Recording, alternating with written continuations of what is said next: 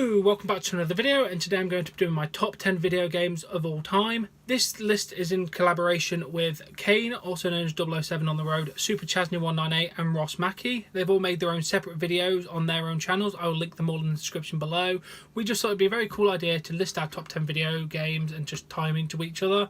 Unfortunately, I do know Caine's list because I had to help him record it, but the other guys, I literally have no idea what is on their game list. I think it was going to be very varied and different for all of us, which is what's really cool. So please check out their other videos. Before we start my list, I'd like to do an honourable mention. Call of Duty Black Ops 1, my favourite Call of Duty of all time.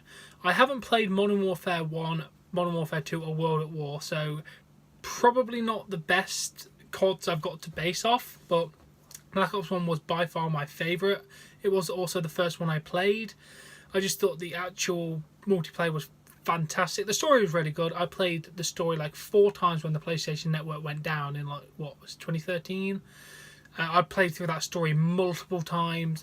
I played offline a lot with my friends because we had 7 of us in a group and you couldn't have one of them on the other team back then.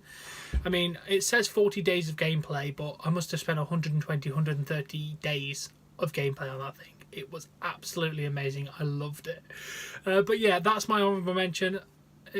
Couldn't make it the list because without the multiplayer, it doesn't stand up that well. So, fair enough. I thought it was good. Now let's get straight onto the list. Number 10, Sleeping Dogs. My favourite GTA-esque game ever. Seriously, I love this. The actual story was fantastic. There was a good twists and turns. I loved the customization with the clothes, because you could get different clothes to do different abilities, which was really cool. The hand-to-hand combat was amazing. The gunplay was pretty good. The car mechanics were really good, bikes and all that kind of stuff. Like the ability to ram other vehicles to destroy them was really nice. The jumping from car to car or bike to van and stuff like that was really good. Made some missions really, really easy compared to some GTA and other kind of franchises games. It had, I liked the fact you went undercover for cop. That was good. So you could do cop missions, drug busts. You could also do like criminal stuff as well, which was really nice. You got to see both sides, which was really unique, I think.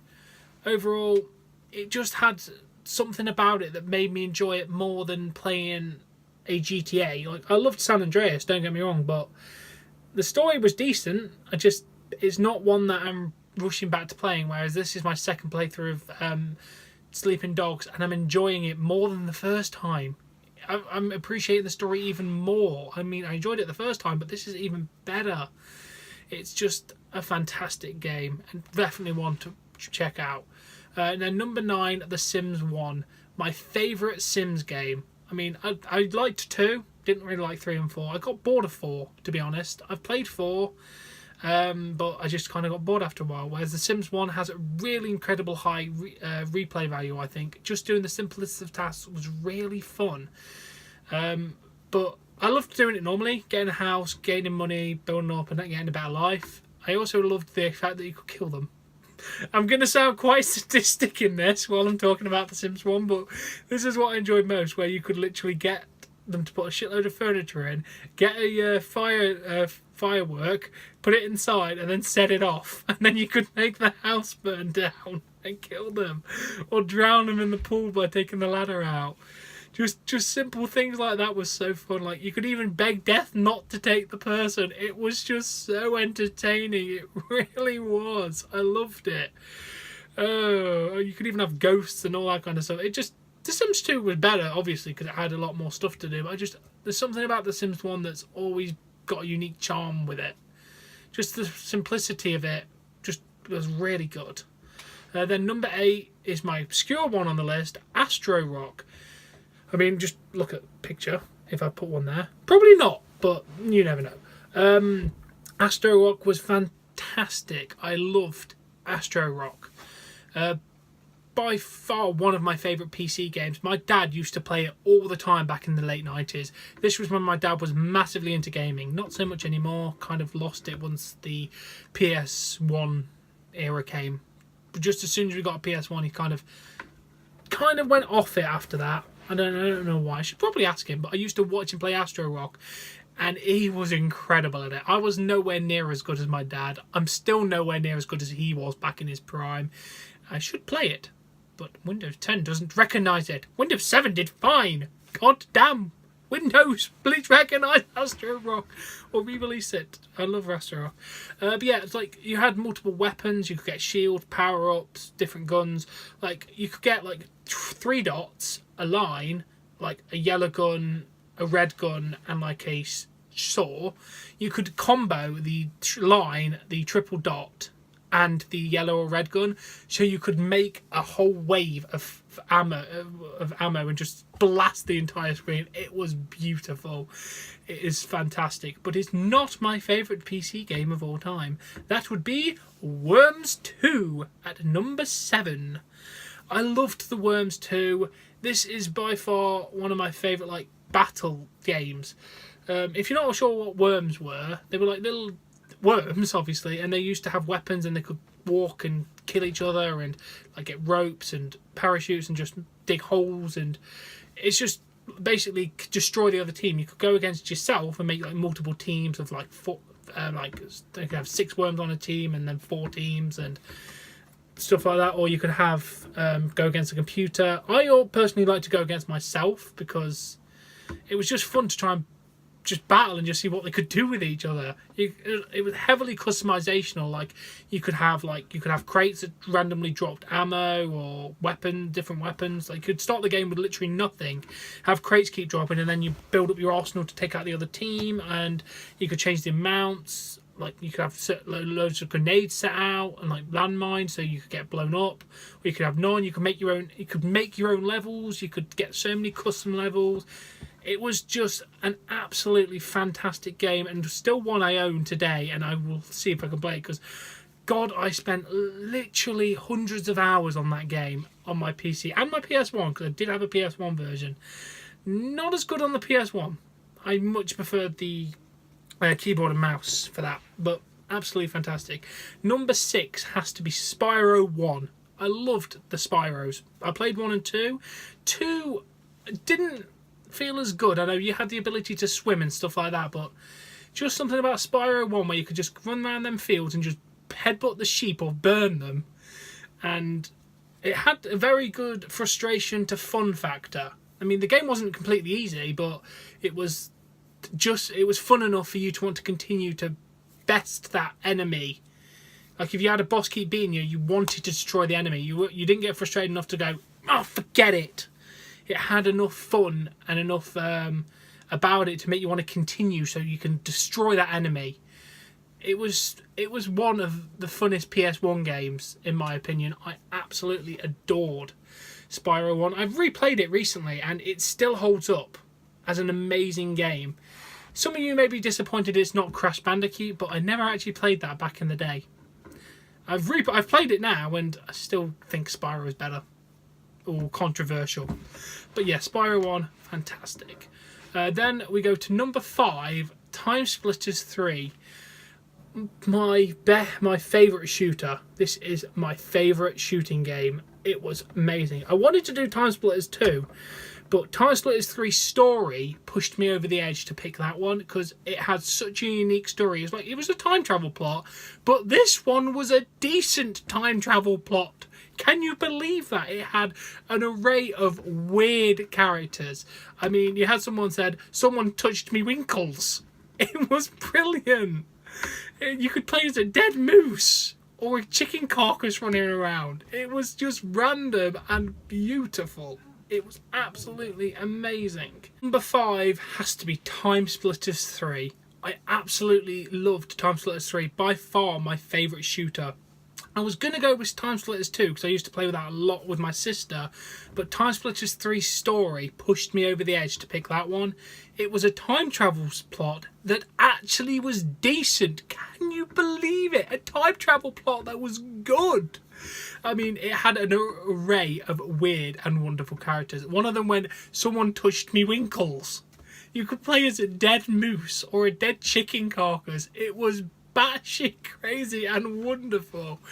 I absolutely adored Time Splitters 3. I mean, you could just like Like, one of the best things to do is if you had like a death match, you could literally just fill it with monkeys, have no guns, and just have monkey punching matches. It was so good.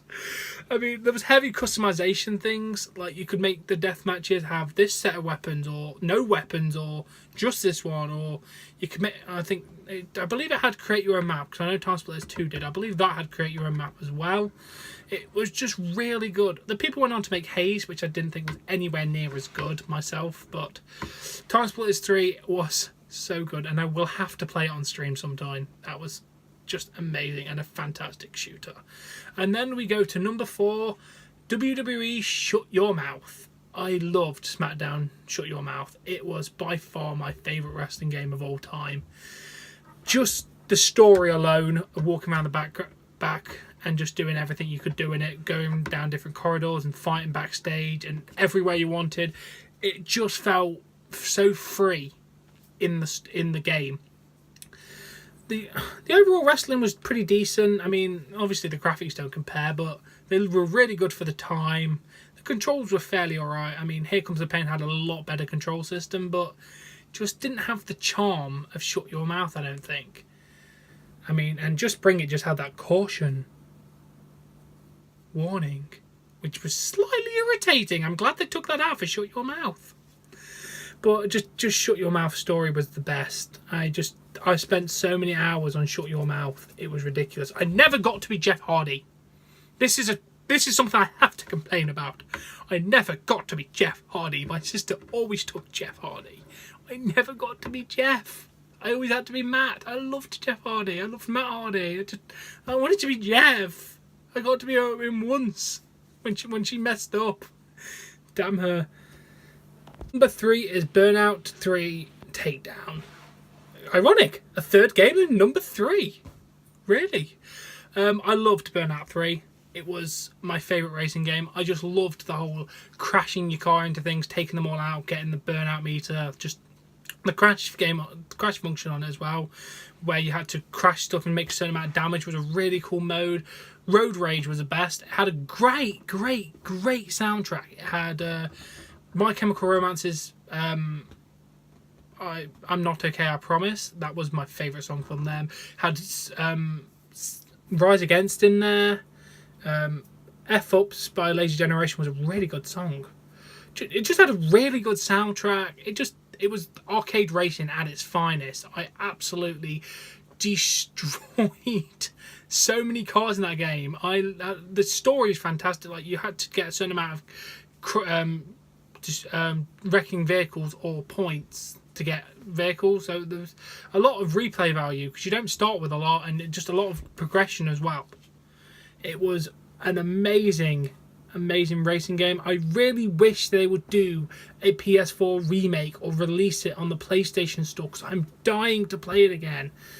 I can't show it on stream or the emulator because the emulator does not work with Burnout 3 very well, and it's disappointing. I'm actually going to have to set the PS2 up to play it, but if you get a chance, Burnout 3 is best racing game in my opinion. It was so good. Number 2 is what people would have thought it would be my number 1, Life is Strange. I absolutely adore Life is Strange and Before the Storm. Seriously, Life is Strange has one of the best story modes and stories I've ever seen in a video game. It keeps you gripped from start to finish. There's so many decent twists and turns, and this beats out any Telltale game because there's actually gameplay elements to the thing. That's what I think why it beats out. I love the time travel, the rewind ability makes it such a unique story as well. I've never seen a game quite copy or have that kind of premise to it. And it's got great replay value because I've played it from start to finish like 3 times. The world just feels alive yet dead at the same time because of what goes on. You feel like you're in this world but not in the world at the same time because you feel so disconnected from it, because Max is so disconnected from it. You live your life through this character. They are some of the most well-written characters, Chloe and Max are. I don't tend to care for Chloe because she's a whiny little person in it. Sorry, I know that'll annoy people, but as a character goes, the more you play through it and the more you see her, the more you go, oh, Chloe. But Before the Storm Chloe is fantastic. And I love the backstory with Rachel, but nothing can beat the original Life is Strange. So good. My number one favourite game of all time is Silent Hill. My favourite horror game. Some of you may have seen this coming because of me playing it on stream recently, but I just adore Silent Hill's whole premise. I mean, the puzzles are decent. The enemies and the whole enemies feel decent. The gameplay mechanics are good. I mean, I love the fact the town is dead. Absolutely dead. It feels like you're alone in this god-forsaken place. It has such an atmosphere to it. Like, when you're in the evil, like, school or hospital, you feel like something could creep up and stab you at any point. You feel on edge because you're in this unknown place where anything can happen and anything can be. And Munchkins die by the Munchkin Exterminator. T-shirt coming soon. Or probably would have already been here while this video's out. So yeah, wait to see that. But yeah, it's got a great story. I mean, the daughter disappearing and then she's like showing up here, and then a couple of random people show up, and you're trying to figure out which reality is real, and just, oh, it's so good. It's definitely one from my childhood that I used to watch my oldest sister Emily play. I mean, I never played it myself, but I went back and played it on the PS3. I got near the way through it, I think, at that point, and then I completed. No, I don't think I've actually completed it yet. Ooh, that'll be interesting to do on stream. I know the ending because I've seen the ending. It's a good ending. Well, depends which one you get, but it's just the father of survival horror, and with good reason. I mean, even the snow or ash or whatever it is just builds the atmosphere of a creepy town, and I absolutely adore it. Now, that has been my top 10 video games of all time. Please like this video, please support me on Patreon, please subscribe to see more videos, please check out all the other guys' videos, link in the description below, please subscribe to them, they're all fantastic. Now, we do hope you've enjoyed this little collaboration of videos, and we'll catch you later.